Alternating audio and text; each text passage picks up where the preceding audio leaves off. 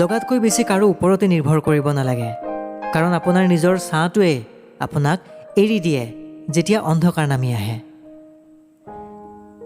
যিকোনো বস্তু হেৰুৱালে কেতিয়াও দুখ কৰিব নালাগে, কাৰণ গছ এডালে যেতিয়া পাত এখিলাক হেৰুৱাই দিয়ে, এখিলা নতুন পাতে আকৌ পোখা মেলে। সপোন সেইবোৰ নহয় যিবোৰ আমি শুই থাকিলে দেখোঁ, সপোন সেইবোৰহে যিয়ে আমাক নেকি ৰাতি শুবলৈ নিদিয়ে। জীৱনত যদি কাৰোবাক আপোন কৰিব বিচাৰিছে, তেন্তে সদায় এখন ধুনীয়া অন্তৰৰ গৰাকীহে বিচাৰিব, ধুনীয়া মুখ নহয়। কিয়নো ধুনীয়া মানুহবোৰ ভাল নহ'বও পাৰে, কিন্তু এগৰাকী ভাল অন্তৰৰ মানুহ সদায় ধুনীয়া। যিবোৰ সম্বন্ধত য'ত নেকি পৰস্পৰৰ মাজত কাজিয়াই নাথাকে, খং, অভিমান অকণমানো নাথাকে, তেনেবোৰ সম্বন্ধক ভাল সম্বন্ধ বুলি আমি ক'ব নোৱাৰোঁ।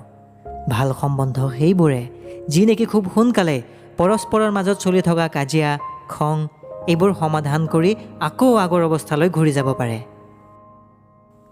চকুৰে কৰা এক্সপ্ৰেশ্যন সকলো মানুহেই বুজি পায়, কিন্তু অন্তৰৰ ডিপ্ৰেশ্যনসমূহ বিশেষ এগৰাকী ব্যক্তিয়েহে বুজি পায়।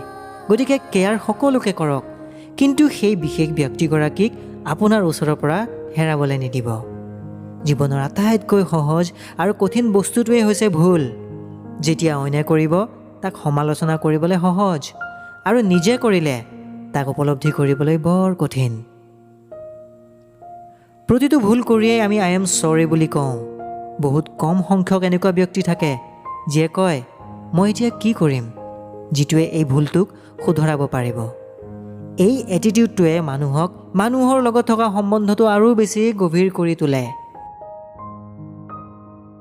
ভুল যেতিয়া কৰা যায়, সেই সময়ত সেইটো ভুলে আমাক আঘাত দিয়ে, কিন্তু বহু বছৰৰ পিছত আগৰ পৰাই কৰি অহা ভুলবোৰক অভিজ্ঞতা বুলি কোৱা হয়, যিয়ে আমাক ছাকচেছ কৰায়। ইগ'ই হৈছে সেই পাত অস্ত্ৰ যিয়ে যিকোনো ৰিলেশ্যনশ্বিপ এটাক ধ্বংস কৰে। গতিকে ডাঙৰ মানুহ হ'বলৈ চেষ্টা কৰক, ইটো বাদ দি গৌৰ সৈতে খোজত খোজ মিলাই যাবলৈ লওক। যেতিয়া নখবোৰ দীঘল হয়, তেতিয়া আমি কেৱল নখটোহে কাটো, আঙুলিটো কাটি নেপেলাওঁ। ঠিক তেনেকৈ যেতিয়া আমাৰ মাজত ভুল বুজাবুজি বাঢ়ি যায়, তেতিয়া আমাৰ মাজত লুকাই থকা ইগ'ক কাটিব লাগে, ৰিলেশ্যনশ্বিপটোক নহয়।